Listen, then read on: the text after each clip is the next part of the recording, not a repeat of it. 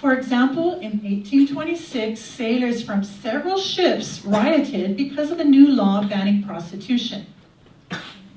In 1855, Reverend Hiram Bingham offered his recollection of that day in his book, A Residence of 21 Years in the Sandwich Islands.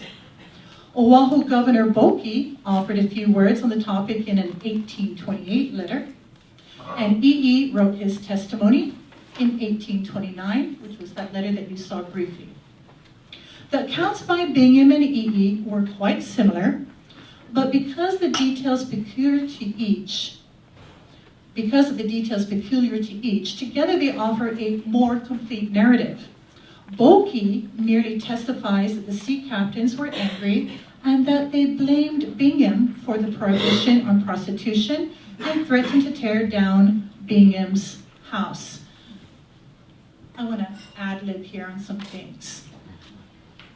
I've read Ka'ahumana's account that Bingham reports in his writings. I've read Bingham's account, and I've read E.E.'s, and then of course these other two.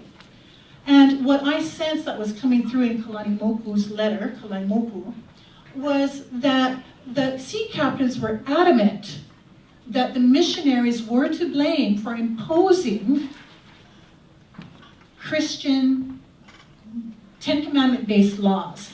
But during the confrontation with Captain Percival and Ka'ahumanu, she insisted that the Alii had accepted the word of Christ and that they were responsible for the ban of prohibition. Meanwhile, Don Paulo, thank you. You guys are wonderful. Well, you're familiar with his journal, and he has little bullet points each day, and he would say things, and this is, I'm quoting him, they took 5 whores today and made them carry stones as a punishment for prostitution. So this is all what's going in. So we're hearing this story from different people, right? But importantly, as other people have mentioned, if you don't read these letters, you won't realize, or Bingham's book, you won't realize that this major event happened. It was the first time of what you could call perhaps gunboat diplomacy in Hawaii.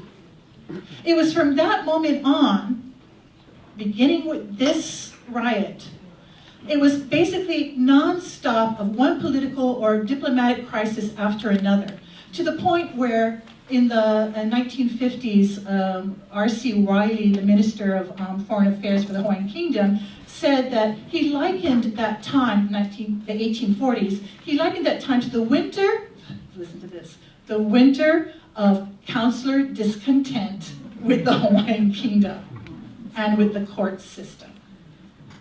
All right. So this 1826 event is actually really important.